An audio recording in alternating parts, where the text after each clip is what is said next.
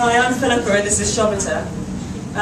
Cecily was my sister, and in 1997 she was out in Zambia on her gap year when she was tragically killed in a car crash. We set up Cecily's Fund in her memory. When she died, even when I was with my mother in the car driving up to tell my other sister, my mum turned to me and said, "We've got to make something positive come of this." So for Cecily's funeral, we said, please don't buy flowers, bring garden flowers and give us money for the project that she's been working with out in Zambia. We were overwhelmed by people's generosity. We raised £7,000 just from the funeral. Cecily had been working out in Zambia in Kitwe, which is in the copper belt in the north of Zambia. And she'd been working for an after-school club, helping Zambian AIDS orphans just with extra tuition. With this £7,000, my parents went out to Zambia to see what they should do with it. And they found they'd lost one daughter, and there were hundreds of children out there who'd lost their parents. The children who Cecily had been supporting, they helped with that money to go to school for that year. And they said to the people, what's going to happen to them next year? Well, we don't know. So my parents said, right, we'll sort it out. We'll make sure that these children can stay at school next year and the year after that. So it started small. And to put it into context, we've got Zambia where you've got 11.2 million people with 1.2 million orphans. You've got an HIV rate of 15.2%. It's a massive problem. We started with 250 kids, paying for them to go to primary school. And then their numbers grew. And then they started getting older, so we were paying for them to go to primary school, and then some started going to secondary school. So we were supporting them with uniforms, books, school fees where they're applicable, exam fees, uniforms. And then they got to the age where they're finishing secondary school. And they wanted to do something to help their own communities. And so we started a peer education project where the secondary school kids train up as peer educators to go back into schools to teach about HIV/AIDS and health education. And that's the project that we're going to ask you for support with tonight. And Shobit is going to give you some more detail about that project.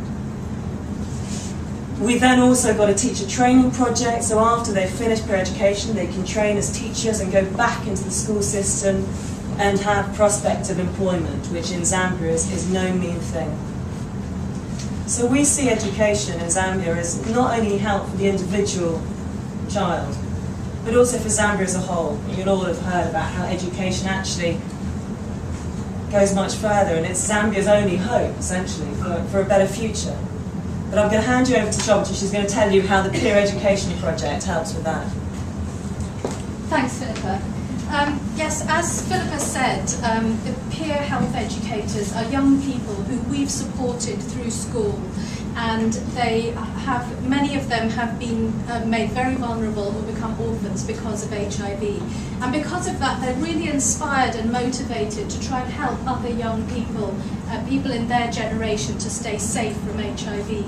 So working with a local partner organisation, we help to train these young people as peer health educators. They learn the up-to-date, accurate information about HIV, about how it's spread and how it's not spread. There's a lot of superstitions and myths around, and a lot of fear and stigma about HIV in Zambia.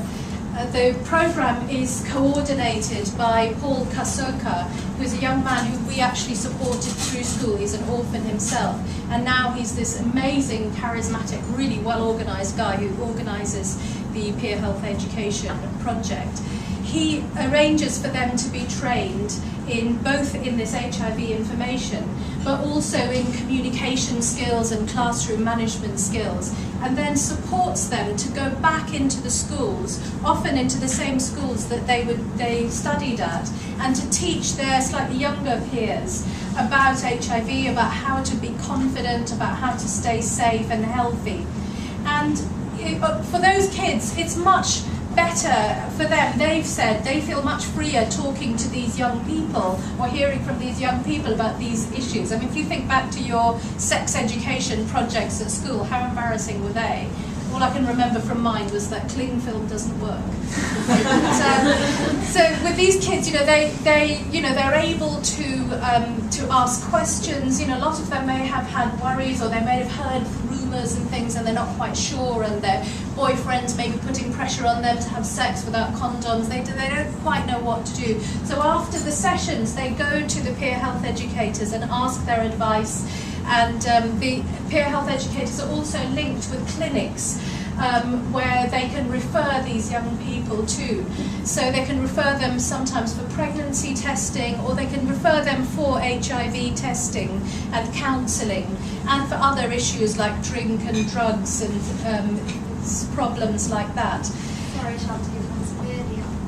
Okay, and just to say that one of the peer health educators told us that this is just the beginning. What we teach them, they teach to others. So these young people are going back, talking to their friends, their families, and so we've asked for £1,074 to train 8 peer health educators, who between them will reach 1,000 children with life-saving HIV messages. So by supporting this project, you'll be helping young Zambians to tackle HIV in their country.